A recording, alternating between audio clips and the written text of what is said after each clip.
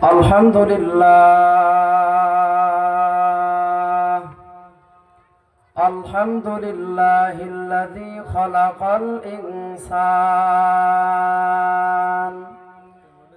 ওয়া ক্বাদ আতা আলাইহি হীনুম মিনাদ দাহরি লাম ইয়াকুন শাইআম মাযকুরা ونشهد أن لا إله إلا الله وحده لا شريك له ونشهد أن سيدنا وسندنا وحبيب ربنا وطبيب قلوبنا ومولانا محمدا عبده ورسوله الذي أرسله الله تعالى بالحق بشيرا ونذيرا ونشهد أن لا إله إلا الله وحده لا شريك له أما بعد فأعوذ بالله من الشيطان الرجيم بسم الله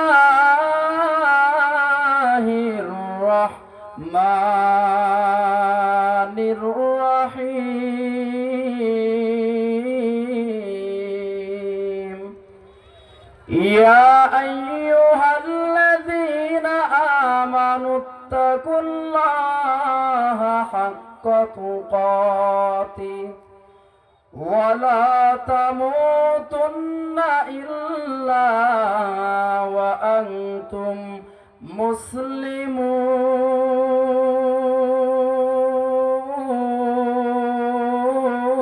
مسلمون وقال النبي صلى الله عليه وآله وسلم أخلص دينك يكفيك العمل القليل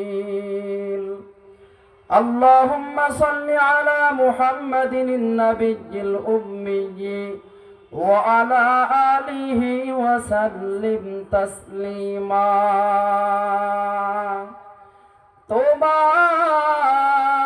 তোমার দয়া ফুরান তোমার মায়া ফুরান দয়া ফুরান যেমন তুমি নীলে জমিন দিয়েছো আসমান সুখের সমাজ গড়তে দিলে তেমনি কুরআন তোমার দয়া ফুরান তোমার মায়া ফুরান দয়া ফুরান তৃষ্ণা নিবারণে দিলে ঠান্ডা শীতল পানি যোজন জ্বালা জোড়াইতে ফুল ফসল খানি রতনা ফুলে তাই তো দিলে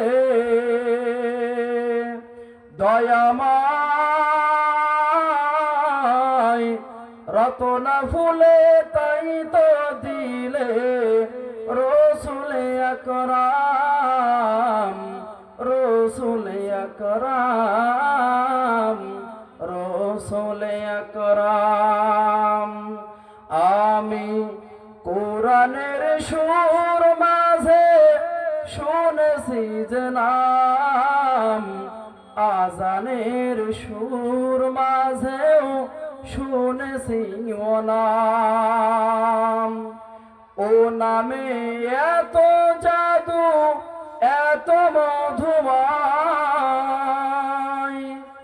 ও নাম নিয়েই ফুল সুরভি ছড়ায়। আমি কোরআনের সুর মাঝে শুনেছি যে নাম, আজানের সুর মাঝেও শুনেছি ও নাম। সুবহানাকা লা ইলমা লানা ইল্লা মা আল্লামতানা ইন্নাকা আনতাল আলিমুল হাকীম। तू हिंदू बनेगा ना मुसलमान बनेगा, तू हिंदू बनेगा ना मुसलमान बनेगा, आदम की औलाद है इंसान बनेगा, आदम की औलाद है इंसान बनेगा। मालिक ने हर इंसान को इंसान बनाया, मालिक ने हर इंसान को इंसान बनाया, हमने उसे हिंदू या मुसलमान बनाया, हमने उसे हिंदू या मुसलमान बनाया। अल्हम्दुलिल्लाह, अल्लाह पाक दरबार लाखों कोटि शुक्रिया যে আল্লাহ তাআলা মাহফিল নামক যে জায়গার ব্যবস্থা করে দিয়েছেন, যে আল্লাহ পাক রব্বুল আলামিন এই পাথিলা জমিনে যুব সমাজের উদ্যোগে আয়োজিত কিছু কথা এই মাহফিলে আসার বসার এবং বলবার মতো তৌফিক দিয়েছেন। সকলে শুকরিয়া তান বলি আলহামদুলিল্লাহ। লক্ষ কোটি দরুদ সালাম বর্ষিত হোক বিশ্ব মানবতার কান্ডারি সাইয়্যিদুল মুরসালিন রাহমাতুল লিল আলামিন শাফিউল মুসলিমিন খাতামুন নবিয়্যিন মুহাম্মদুর রাসূলুল্লাহ, আমরা সকলে বলি সাল্লাল্লাহু আলাইহি ওয়াসাল্লাম। দেখেন, পৃথিবীতে আল্লাহ পাক মানুষকে সৃষ্টি করার মূল উদ্দেশ্য কারণ আল্লাহ পাকের ইবাদত। ইবাদত ছাড়া আল্লাহ তাআলা কাউকে সৃষ্টি করেন নাই। এই জন্য আল্লাহ পাক রব্বুল আলামিন ঈমানদারদেরকে ডাক দিয়ে বলেন, ইয়া আইয়ুহাল্লাযীনা আমানুত্তাকুল্লাহ হাক্কা তুকাতি ওয়ালা তামুতুন্না ইল্লা ওয়া আনতুম মুসলিমুন। হে ঈমানদার, যথা সাধ্য অনুযায়ী আমি আল্লাহকে ভয় করো। এই আয়াত নাজিল যখন হয়ে যায়, সাহাবায়ে কেরামের সামনে নবীজি আমার ডাক দিয়ে বলেন, আয়াত নাজিল হয়েছে। এক পর্যায়ে সাহাবায়ে কেরাম ডাক দিয়ে বলে, পয়গম্বর, আমরা তো যথা সাধ্য ভয় করার সুযোগ নাই। ও পয়গম্বর, আমরা কি করব? নবীজি বলেন, ভয় পাওয়ার কোনো কারণ নাই, কেননা তোমার দিল থেকে হৃদয় থেকে সাধ্য মতো আল্লাহকে ভয় করো। দুনিয়াতে আমরা চলাফেরা উঠা বসার ক্ষেত্রে সদা সর্বদা গুনাহের প্রতিযোগিতা বর্তমান বাংলার জমিনে চলে। এই জন্য আল্লাহ পাক বলে, গুনাহের প্রতিযোগিতা করিও না, নেকের প্রতিযোগিতা করো। এই যে পাথিলা গ্রামের যুব সমাজ উদ্যোগে মাহফিল, এই মাহফিল একটা নেকির ভালো কাজের জন্য আয়োজন করা হয়েছে। একজন মানুষ যেন এখানে আসার পরে তার ঈমানকে তাজা করতে পারে, মজবুত করতে পারে, সেই জন্য কিন্তু মাহফিলের আয়োজন। এই জন্য আমরা গুনাহের প্রতিযোগিতা করব না, মাহফিলের আয়োজন করব, দ্বীনের মজলিস বানাবো। তাহলে আল্লাহ পাক এই মজলিসটাকে জান্নাতের বাগানে পরিণত করে দিবেন। সুবহানাল্লাহ। এই জন্য আজ গুনাহের প্রতিযোগিতা চলতেছে। বর্তমান সবচাইতে যেই জিনিসের ভিতরে গুনাহ হয়, ওই গুনার নাম হলো মোবাইল নামক জিনিসের দ্বারা মোবাইলের গজবকে আজ ধরার ফলে যুবকের ব্রেন নষ্ট হচ্ছে, যুবকের খবর নাই। এই মোবাইলের দ্বারা স্বামী আর স্ত্রীর মাঝে ফাটল সৃষ্টি করতেছে, খবর নাই। এই মোবাইলের দ্বারা যুবকের কিডনি দুর্বল হয়, খবর নাই। এই মোবাইলের দ্বারা যুবকের চোখের পাওয়ার কমে যাচ্ছে, খবর নাই। এই মোবাইলের দ্বারা যুবকের কানের পার্স পাত্র নষ্ট হয়ে যাচ্ছে, খবর নাই। এই জন্য কবি সুন্দর করে বলেন, জামানা মোবাইলে খাইছে, জামানা মোবাইলে খাইছে। কথা বলেন ঠিক কিনা? অল্প বয়সের পোলা মাইয়া প্রেমে জড়াইছে, জামানা মোবাইলে খাইছে, জামানা মোবাইলে খাইছে। ওরে রেডিও থুইয়া ট্যাপ আসিল, ট্যাপ থুইয়া টিভি, টিভি থুইয়া মোবাইল আইলো, যা খুশি তা পাবি। টিভির পর্দায় যাহা আছে মোবাইলে তাহা আছে, আরো কিছু আজে বাজে মোবাইলে দেখতাছে। আরে ওই সমস্ত জিনিস দেখা নেশাই বেতেছে জামানা, মোবাইলে খাইছে জামানা, মোবাইলে খাইছে। চিল্লাই বলেন কথা ঠিক কিনা? ও পাথিলার যুবক, আল্লাহর বান্দা, ভালো করে নজর দিয়ে তাকায় দেখো, এই যে মজলিসটা বানানো হয়েছে, মজলিসের দাম আল্লাহর কাছে বেশি। এই জন্য যুবক ভাই আমার, মোবাইলের দ্বারা গুনাহ করিও না। ও এলাকার মুসলমান, আজ ভালো করে নজর দিয়ে তাকায় দেখো, বান্দা শুধু গুনাহের প্রতিযোগিতা করে। এই জন্য ভাইরা আমার, আল্লাহ পাক রব্বুল আলামিন ডাক দিয়ে বলেন, আলাম নাজআল লাহু আইনাইন, আমি কি তোকে দুইটা চোখ দেই নাই, একটা জিহ্বা কি দেই নাই? এটা দেওয়ার উদ্দেশ্য আমি আল্লাহ পাকের শুকরিয়া আদায় করা, প্রশংসা করা। তাহলে আল্লাহ পাক শুকরিয়া আদায় আরো বাড়ায় দিবেন। এই জন্যই তো কবি ডাক দিয়ে বলেন, লাকা হামদান লাকা শুকরান, হামদান শুকরান ও গো মহিয়ান, করেছো মোদের জাতে ইনসান, ও করেছো মোদের জাতে ইনসান।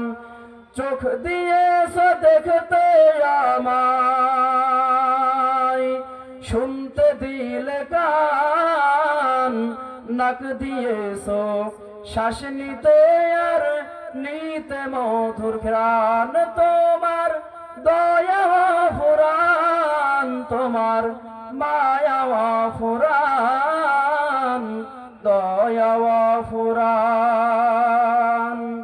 হাত দিয়েছো কাজ করিতে, পা দিয়েছো চলতে, মুখ দিয়েছো আহার খেতে, সত্য কথা বলতে।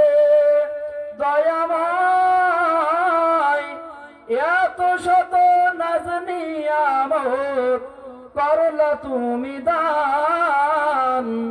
চোখ নাক দিয়েছো শ্বাস নিতে আর নিতে মধুর ঘ্রাণ। তোমার দয়া ফুরান, তোমার মায়া ফুরান, দয়া ফুরান।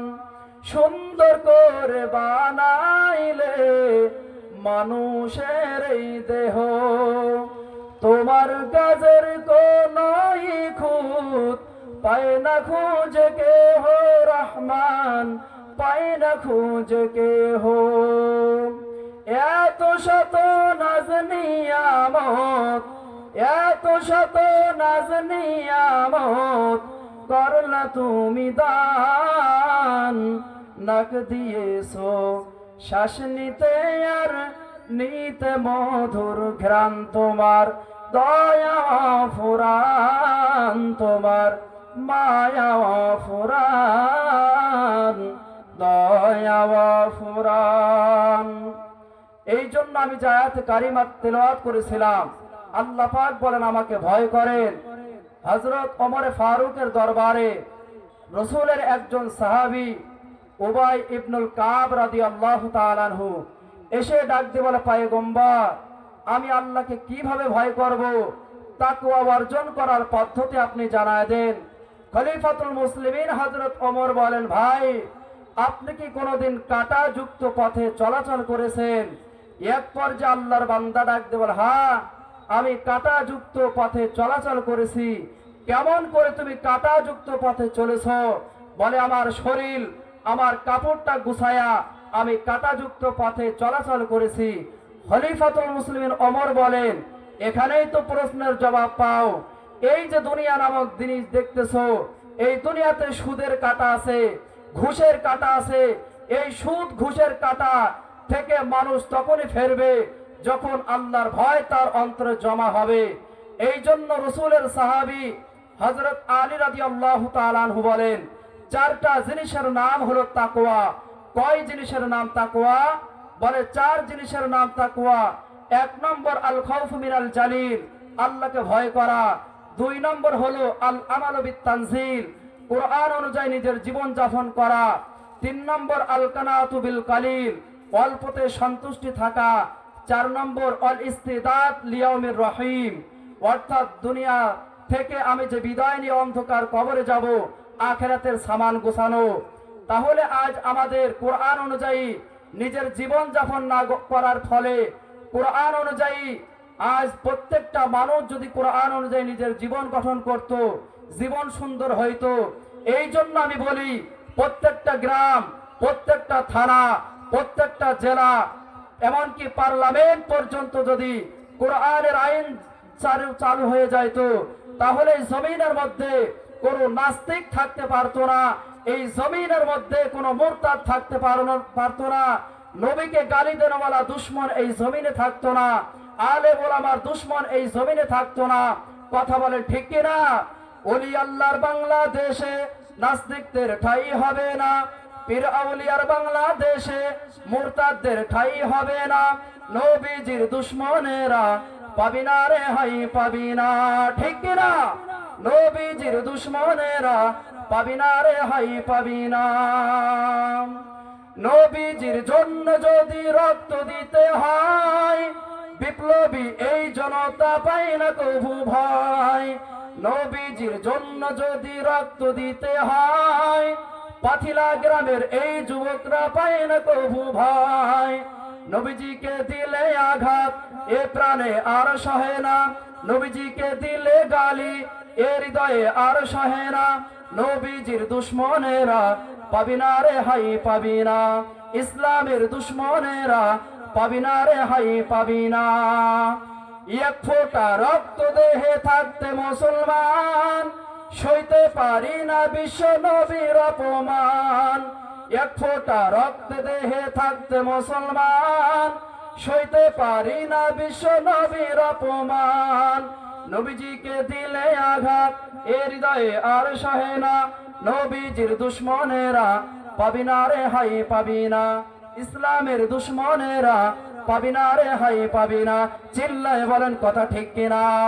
এই জন্য পাথিলার গ্রামের মুসলমান আল্লাহর বান্দা, কোরআন অনুযায়ী নিজের জীবন গঠন করো, জীবন সুন্দর হবে। পরিবারকে গঠন করো, পরিবার সুন্দর হবে। কোরআন অনুযায়ী নিজের সন্তানকে গঠন করো, সুন্দর হয়ে যাবে। এর মুসলমান, আরো কথা বলার ছিল, সময় বড় অল্প, কথা বলার কোনো সুযোগ নাই। আলোচনা করতেছিলাম তাকওয়া। তাকওয়া হলো 4টা জিনিসের নাম। আল্লাহকে ভয় করা, তাকওয়া হলো আল্লাহকে ভয় করা, কোরআন অনুযায়ী নিজের জীবন যাপন করা, অল্পতে সন্তুষ্টি থাকার নাম তাকওয়া। আল্লাহ পাক যা দিয়েছেন সন্তুষ্টি থাকো, অল্প দিয়েছেন আলহামদুলিল্লাহ বলো, বেশি দিয়েছেন আলহামদুলিল্লাহ বলো। এতে করে নবীজির হাদিসের আমল হয়ে যাবে। আল্লাহর নবী বলেন, হাসরের ময়দান, ওই হাসরের ময়দানে যারা সবার আগে জান্নাতে যাবে তারা হলো ওই শ্রেণীর বান্দা যারা সুখে থাকলেও বলে আলহামদুলিল্লাহ, দুঃখে থাকলেও বলে আলহামদুলিল্লাহ। এই জন্য জীবননগরের মুসলমান, আল্লাহ পাকের শুকরিয়া আদায় করো, আল্লাহ পাক তোমাকে আমাকে বাড়ায় দিবেন। শুকরিয়া আদায় করবা না, দুনিয়াতে আল্লাহ পাক রব্বুল আলামিন বলেন, প্রত্যেকটা মানুষ ব্যবসা করে, ব্যবসার ভিতরে লাভ হতেও পারে, লস হতেও পারে।